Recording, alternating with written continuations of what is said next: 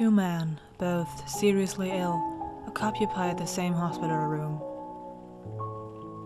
One man was allowed to sit up in his bed for an hour each afternoon to help drain the fluid from his lungs. His bed was next to the room's only window. The other man had to spend all his time flat on his back. The two men talked for hours on end. They spoke about their wives and families, their homes, their jobs, their involvement in the military service where they had been on vacation. Every afternoon, when the man in the bed by the window could sit up, he would pass the time by describing to his roommate all the things he could see outside the window. The man in the other bed began to live for those 1-hour periods, where his world would be broadened and enlivened by all the activity and color of the world outside. The window overlooked a park with a lovely lake. Ducks and swans played on the water, while children sailed their model boats. Young lovers walked arm in arm amidst flowers of every color, and a fine view of the city skyline could be seen in the distance.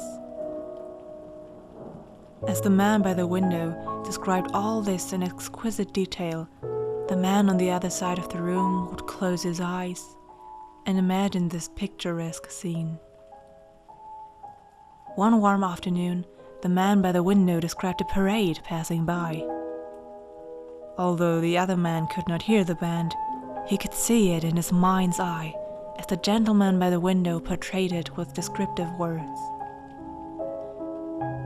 Days, weeks, and months passed.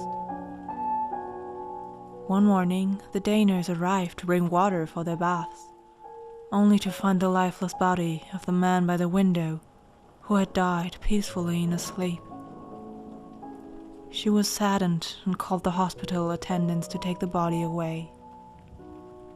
As soon as it seemed appropriate, the other man asked if he could be moved next to the window.